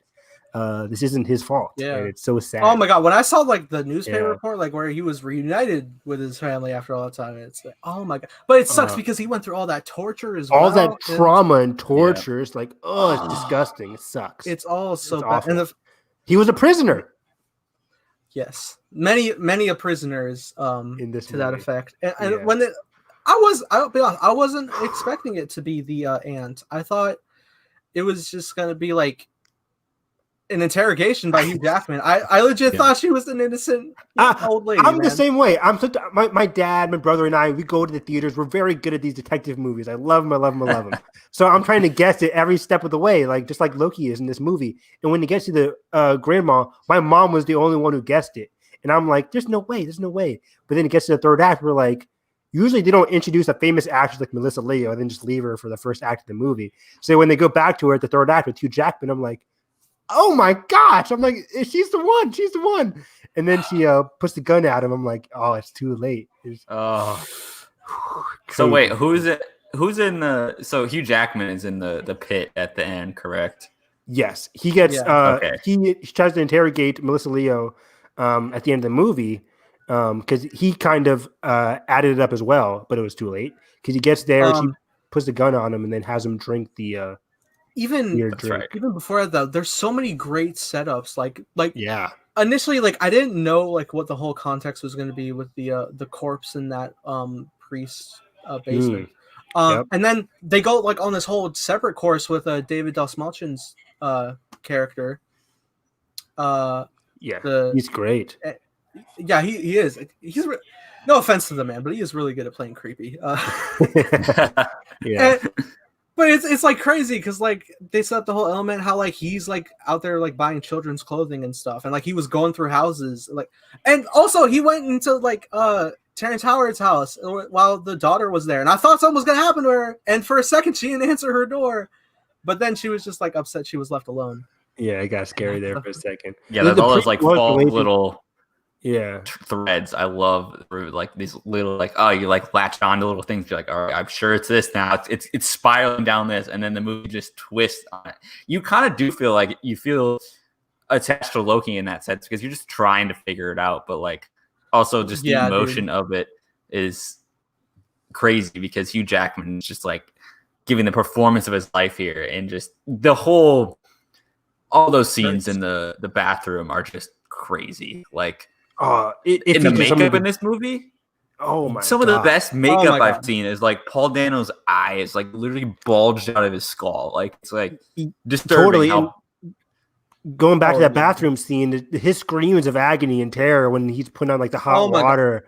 Oh my god! He's like boxed in. He could, and I think he's screaming. He can barely even sit down in there. Like, and then Hugh Jackman's like leaning against the wall, just like continuing, like hearing it, and just but knowing in his head that he has to do it, even though he's doing the wrong thing. Right. Even though it's, but he's so resilient against everything that's going on. Oh my god! And one of my favorite scenes also when he's talking to Loki in the car because Loki was like trying to follow Dover. And Dover just like walks up to the car and Loki's like, oh crap. He gets into the car and he starts yelling at him. He was like, you're sitting all this time, wasting time following me. Where's my daughter? And it's like, he's like beating the car and stuff. It's it hurts. You feel he's never felt so real in a performance, I don't think, man. It's insane. Real quick, I want to address Emma had another comment about Knives Out, which we love. I'll go. Yeah, I never guessed who it was in Knives Out because right off the first act, spoiler alert for Knives Out, everybody, spoiler alert for Knives Out. Like right off the first act, like I stopped guessing because I thought we had the answer. Yeah. I thought that like she did it. Yeah, I was like, okay, she did. Yeah, it was fine. But then before that, I will say like I may have anticipated it to be Chris Evans, but like that threw me off my scent. Yeah, I only guessed Chris Evans at the diner scene. That's when I was like, oh, okay, it might be him. See, it like kind of threw me off that like she went away with him. I'm like, oh, maybe this is like he's like setting it up, but I didn't buy into it. I never like bought into any character 100%.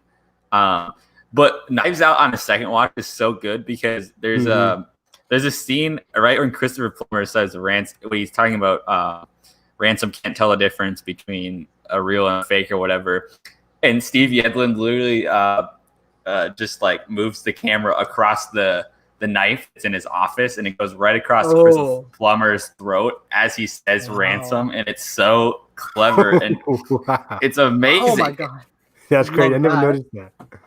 And then favorite mystery movies, Prisoners, of course, and then Usual Suspects and Seven, probably. So, dude, there was so much. Let me tell you, like the ending of Prisoners, there were so many points I was trying to. Well, okay, hang on. One of the best endings of all time. Yeah, you go. I think so. Before I get there, yeah, the whole like ideals like going around with like trying to figure out the maze and stuff, and it feels like all hope is lost. But then we start tracking down this connection with the maze stuff, and like we have him in custody, and it's like, okay, maybe we can get answers because he's drawing a map supposedly, and then he gets the gun, and then we lose that opportunity, and it sucks so bad, dude. Yeah, like I really felt for that was dark. Yeah, Loki, dude, it was so bad, and it's crazy too because I know it's because Gyllenhaal, like he lost it for a second. Like if he didn't like go and do something like that, like he wouldn't have lost his victim, or not victim, assailant, I guess. But yeah. Then they go through all that again, and then it's only by like, it's not even like through their connected stories that they both end up at the aunt's house. It's like they're not working off each other. Like he finds out like, oh hey, Hugh Jackman's there, I gotta go get him. Like no, he just like they go on their own terms and stuff. But also, he was already like below, and to that point when he first gets there, I was like, there were so many points I was trying to think like, how can this go? And I was also thinking, how can he break away from this gunpoint? Like I was like trying to put myself in the shoes. Like, what would I do? Like, would I like, I don't know, whatever he was drinking, it was probably something to knock him out. Because yeah, they were drugged. But I was like trying to think, like, would you throw the bottle at her? Would you like keep some in her mouth to spit and then to distract? I was trying to like piece together so many things. Do you take a shot to try to take her out because she's old? I don't know. Yeah, like because it's your daughter, man. You want to get this right. You want to get this right. I'd have been screwed at that point. I would have done the exact same thing Hugh Jackman did. Like, there's nothing you could do. She was way too. I also know if I'm in that moment, I'm gonna be like off my game, shaking as well. Like I'm not gonna be solid. As calm as he was. Yeah. Yeah, dude, it's so terrible, and like there's so many. It's a long process too, where like he walks outside and then he has to like slowly move the car back and stuff, and go through all that, and then he gets shot in the leg, and he has to go below where his daughter isn't even there anyway. But the whistle is. Oh my god! And who's to say what that means? And it's scary. Yeah, and I mean, it's a real Chekhov's gun because the first act of the movie, one of the first scenes is like they're all on the couch together, and she mentions the whistle. Like she never goes home without it. And to that point, after all that, when it's like she has the whistle in the hospital, and I'm like, oh yeah, but no, she bought another one. I'm like, she bought another one. Still there. She lost the other one, and then at the end of the movie, it's such a freaking great scene. And yeah, I have to believe he's found, dude, because I can't live. Yeah, I think he was. Oh yeah, I definitely. Yeah. Because they keep looking around. They keep setting it up. Because, dude, if he walked away, I would have. The ending is so funny to me because Loki goes back to Holly's house and they have like the CSI people all over the house. But then at night, they all just leave him, pack up their bags and leave him. Like, none of you guys who probably have like these CSI degrees or whatever, like move the car. That has like so. Or looked under the car at all to see the board. That's what I'm saying. I'm like, none of you guys really did that. Okay, Loki's like the only smart one here. But that was very funny. You hear that faint whistle. It's like, huh? And he shakes it off, hears it again, turns around, cut. Yeah. I'm like, also, I gotta say, but, rest in peace, Johan Johansson, for this fantastic score. Yes, this score is incredible work. Incredible. He also did work on Denis' Arrival too, and man, both times score is fantastic. And Sicario, right? Maybe. I want to talk about Terrence and Viola's characters in this because they were not only so great, even if you like classify it as a supporting role, like the fact of just like their mentality of like, oh my god, our friend kidnapped somebody. I mean, yeah, he's probably the killer, but also we don't 100% know. And it even comes to the point where it's like Terrence is potentially gonna let him out, but also Viola's like telling him don't do it. But they're not gonna do anything, but don't let him out. And I'm just like, oh my god, this whole mental, and he's so uncomfortable with it, the whole thing. Like I can't say I could bring myself to harm somebody like that, so I'm with him on that. But like at the same time, your family's out there, and it's scary. I'm pulling Hugh Jackman. I'm doing the same thing. It's crazy because they have every point of view. Yes, for or against this task, and you just like bounce around everybody, and you're like, I don't know, I don't know what I would do. It just makes it like so tense because you empathize at least a little bit with everybody, and you're like, oh my god, it's so hard to like definitively get behind anything in this movie, and it's just tantalizing every step of the way. It's just that's what makes it such a good mystery. Oh man, it's riveting. It's not just a mystery. That's why the beauty of Denis' movie is like he creates a mystery that's much more layered and much more like character focused.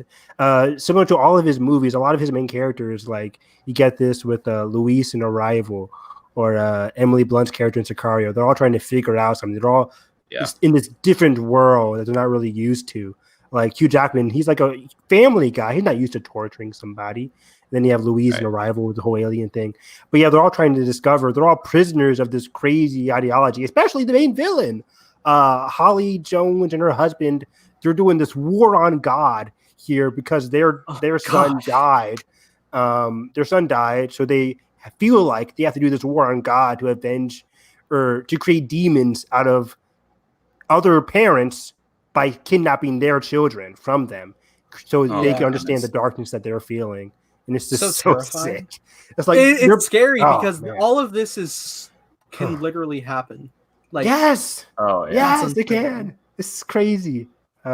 Dude, there was so many and so many points too where like I'm just like imagine being so scared, but like I was like along with the family like trying to like run down everything. Like as soon as the son was like, hey, there was an RV out there, I was immediately like, thinking like, I hope you remember that like the tire casing was shredded. Like I feel like that's a good point. And then like later like they find the same RV and I was like, okay, that is him. Like I made sure I was so certain, like I needed to be sure this is the right RV. And then like he takes off and I didn't know what his plan was going to be. I was actually unsettled at first because like he's not in the RV and I was like, did he escape?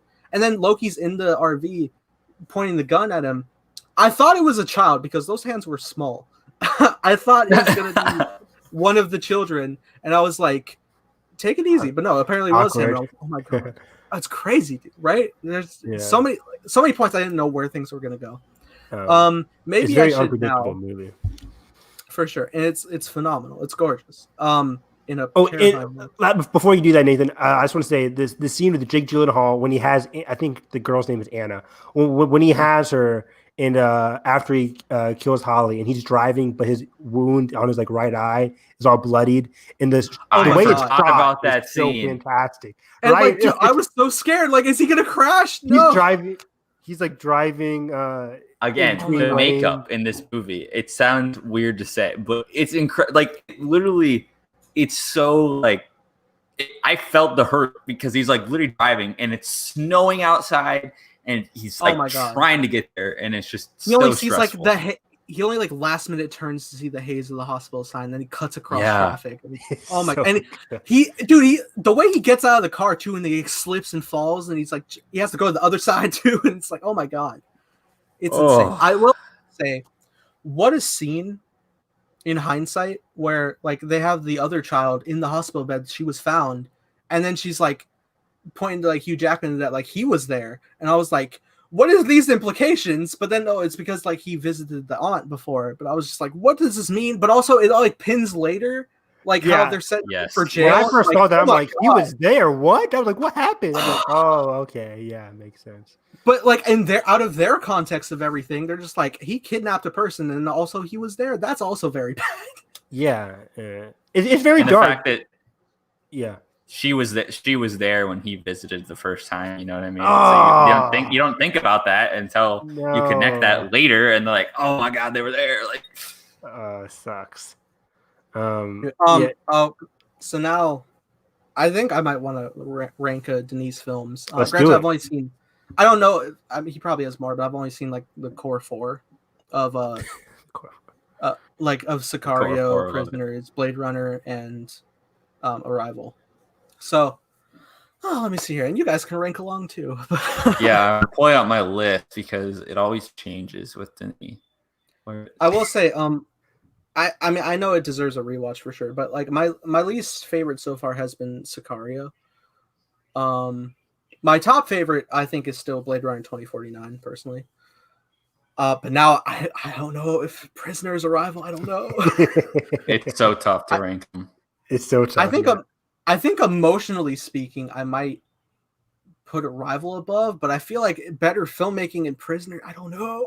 It's weird. Yeah. So what's your full list there, Nathan, from top to bottom? Okay, so I think at the top I'd have Blade Runner 2049. Then I think I'd probably put Arrival because I need hopefulness. Then Prisoners, even though I think Prisoners is my most aesthetically pleasing since Blade Runner, and then I put Sicario. I'm close to that too. I'd say Arrival was easily. I shouldn't say easily, but it's the film I watch the most. Like I watch it like nearly every month. I love Arrival so much. So Arrival. It's so hard. I'll say Arrival. Today I'll say Arrival, then Prisoners, then Blade Runner. But tomorrow I could change that. I'll say Arrival, Prisoners, Blade Runner, Sicario, Enemy. Dude, I just. God, I'm scared to watch it. And I haven't Enemy spoiled for me. Incendies is good, but it is my last one on here. I had Enemy spoiled for me. You had Enemy spoiled? That sucks. Yeah, but also I'm kind of glad because that would have messed me up. Just man, it's wrong. I interchange Blade Runner. I'll go with Arrival, number 1. I'll go Blade Runner 2, Prisoners 3, Sicario 4, and Enemy 5, Incendies 6. Oh no, he says like, "Do you want to make a baby?" Well, Emma would join you guys in Arrival. Yes, Arrival is the best. Somebody clipped the ending to Arrival on Twitter recently. I'm like, so good. I mean, I love it a lot. Let me talk about Blade Runner for a second. Blade Runner. When it cuts to the shot of the picture that the girl drew, I'm like, come on! Oh my god! It's every so time. Good. I will say, for Blade Runner, for my case, I love the whole core story of like the idea of like hopefulness and a revolution of oppressed people, essentially, with these. Is it hopeful though when he finds out that he's not? Not for him, but for others, because also, the whole reveal of that was phenomenal, and I still stand. I think 2049, Blade Runner 2049, is still the best film, like visually, I've ever seen. Like I love it. I love it so. Every shot, every frame of painting, truly. Like I love it so much. True. All these movies, honestly. Yeah. Also, again, like Ryan Gosling is amazing in it, and Ana de Armas that's probably like my favorite role of hers so far, maybe. Granted, Marta is also phenomenal. I'm gonna say she's really great in Knives Out. Yeah. Okay, it might be that one. My bad. You know, I would have nominated her for Marta. Honestly, I still shocked. I literally have both Officer K and Joy Funko Pops for Blade Runner. Like, cool. And it's cool because their Funko has that like transparent raincoat, and it's great. Yeah. But yeah, dude. Denis Villeneuve, we could talk for hours, and hopefully we get to see his new movie. He's the best. He's the best one right now. Okay, to this point, I think I'm even more hyped for Dune because I'm just like so vibing on his filmography. His filmography is just incredible. He don't miss. I know what I mean, but he don't miss. Right? He don't. Right? He does not miss. When has he missed? Never. Oh my god! The thing he does though is depressing. He did Sicario, yeah, Arrival, and Blade Runner in 3 years. Oh, and then no, 3 he did years. like Enemy and Prisoners like in 2013 area. Oh, Both? yeah. And then Wait, 2015. both in 2013? Yeah, they're both. yeah. Enemy was released in 2013, like in this very like festival thing, but Prisoners officially came out theatrically in 2013. So it might have been like 2012 for Enemy. So 2012, 2013, then 2015, 2016, 2017. I'm like, it's so funny God. to me that like in 2013, I'm just like chilling watching The Wolverine, and I'm just like, oh man, Hugh Jackman's so great as Wolverine, but also over here he's playing underrated movie. I love The Wolverine. You right. Probably the also, it's now streaming on Disney. Underrated X-Men movie. The most underrated X-Men movie is The Wolverine. It is by far. The unrated cut or just The Wolverine? It's just The Wolverine. I love it. Evan, come on! You got to give some props. It's the same man that makes Logan. You got to give some props. It is. Yeah, everybody James can miss. Mangold. Everybody can miss. He did not. Oh. Is your only issue like? What is your issue? Is your only issue? What's your issue with that movie? The third act is awful. It's awful. What are you? What? It's awful. The whole thing. It goes up. Oh, it's bad. So you don't like the Silver Samurai, do you? Not at all. That's fine. I mean, not a lot of people do. I like it. Everything else in Japan. And I mean, I like Mangold a lot. 310 to Yuma. He's a great director, but Wolverine was something else. He'd tell you the same thing I'm saying right now. He'd back me up himself. Okay, Emma. So I was meaning to watch that. I watched. I don't know how many. How many seasons were there? I think it was just one. Was there two? Two. I think I went two. I think I got 6 episodes in, and I've reacted to them. I think I stopped where you stopped, Nathan. I think I got like 6 episodes in too, and I was like, I'm done. I was legitimately loving it. I got attached to characters in like 6 episodes, and I was like really like on the edge of my seat. I just tend to fall off sometimes. There's 2. I was the opposite. I didn't get connected with the main brother or sister. I didn't get connected with them, so I dropped it off. But I think the last episode I think the last episode I saw was like the breakout or something. You guys are sounding like me when it comes to TV. Well, I'm on Disney Plus now. So.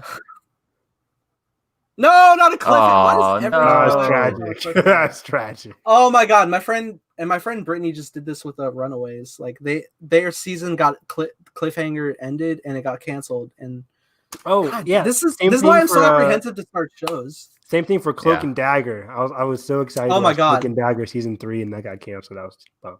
It's why I haven't like gone forward too much with the Marvel Netflix shows. It's like, I mean, granted, I still want to check out Daredevil, but everything else I'm like apprehensive.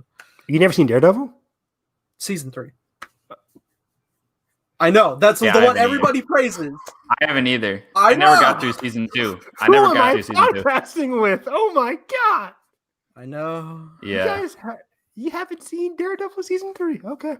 I know. I need to. I don't know why I fell off that show. Season 1 is really a masterpiece. I remember liking everything. I think I started like Luke Cage or something for some reason after it, or I don't know what I was doing back in the day. I never watched Iron Fist season 2 or Punisher season 2 or Jessica Jones. I didn't even start Iron Fist. I'm like, I'm not watching. I've only seen the first episode of Punisher, but I dug it. Punisher season 1 is good. Yeah, I watched a bunch of Punisher season 1. I remember Eminem. I haven't seen Jessica Jones. I haven't seen Jessica Jones season 1 is really good. It is. I think I got like a couple episodes into season 2, which I was still doing. I dropped off season 2 as well. I watched like half of it, and then I basically you could just say I really haven't gone past Defenders, which I enjoyed Defenders. Did you? I did. Okay. Maybe I'll just watch didn't Deborah Chow did a lot of season 1 stuff for Jessica Jones, right? Yeah, was she showrunner or director? I don't think she was showrunner, no, but she directed, I think, a couple here and there. That's sweet. Well, I'm even more excited for Kenobi just based on trauma. Wow. Okay. Now I got more to talk about stuff, but wow. Yeah. Okay. Otherwise, we're getting into TV now. We're basically film, but well, are we though? Because we just broke down the WandaVision trailer. Yeah, it was tied to Doctor Strange. Hey, that's our excuse. Welcome back to it's whatever. Your tea can be any flavor. It doesn't have to be. You know. Well, right now my tea is sleepy time, so it's past Nathan's bad joke. But no, with that being said, I think that about wraps up our show for today. Great run. We're about to hit 2 hours as usual. But crazy. I did not think this was gonna happen, but I always say that, and then That's what happens. And Carson starts talking about aspect ratios, and it just goes downhill from there. The WandaVision trailer is banned, guys. It's so cool. That dinner So here's scene why thing the is Wolverine so is an underrated awesome. masterpiece. I could talk about the Wolverine for hours. I love that movie. I really want to. Oh, you want to know how? I gotta Let's rewatch talk this about movie with Carson eyes or something. It's got some great the train thing where he hops up and the dude hops up and just absolutely destroys himself on the sign. It's so funny. The cinema some of the best production design. I love the whole aesthetic of that movie. Oh, thank you.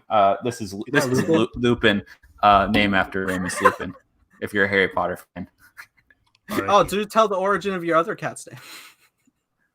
Oh yes. Well, our other cat is named Moon, but we didn't want to name it. Well, my girlfriend didn't want to name it a Harry Potter thing, so I secretly wanted to name it Moon because Remus becomes a werewolf because of the moon, and I didn't tell my girlfriend that. And then we got Emma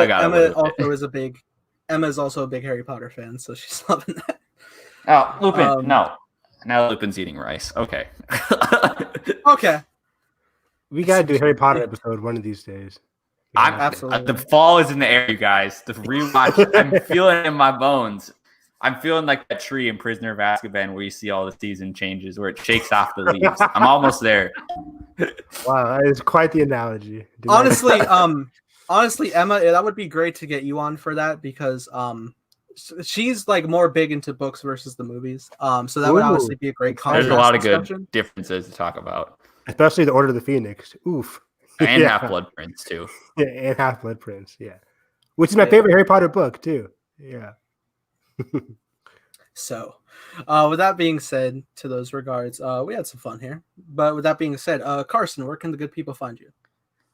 You guys can find me on Twitter at FilmCarson, talking about random things. Today it wasn't a lot of movie stuff just because of the state of the world, but I will be talking about, Dune. And I'm almost through part 2 of Dune.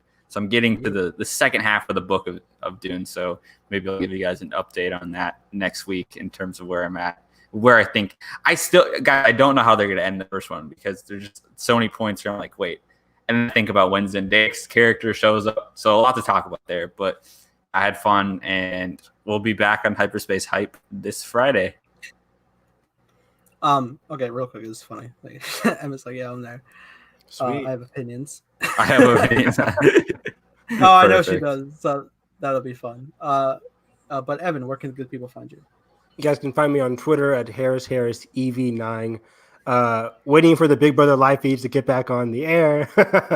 And I keep telling myself I'm going to watch more movies. I've been having a big movie hiatus because work is killing me these days. But I really want to watch Prisoners again now. Like Nathan really got me in the Prisoners mood, if that's even a thing. You want to watch it. I know it's a pretty dark movie. But I might watch a Denis film in general this weekend. I don't know. I always watch Arrival, so time for me to switch it up. But yeah, we'll be back on Friday. We got some cool stuff to talk about on Hyperspace Hype. And then I need to gear up to watch The Prestige, apparently. So yes, you do. I'll just continue honestly, I'll just watch a bunch of Hugh Jackman films because I still want to check out, like, I think it's Eddie the Eagle with Taron Egerton. Eddie the Eagle is so good. I love that's on Disney Plus now, man. I need to check it out. I need to see that movie. It's on Disney Plus? Yeah. Wow. It is? Oh, fucks. I don't have Disney Plus anymore. Haha. You're a loser. I got to renew my subscription in a couple months, so that'll be fun. But how else you guys gonna watch Lion King 2? Come on. He lives in you. Lion King 1.5. Where you at? It's there too. Wow. All the Lion Kings.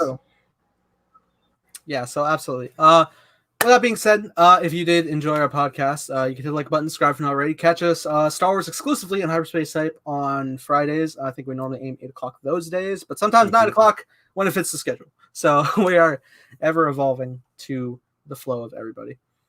So with that being said, hope you have a great day, and may the Force be with you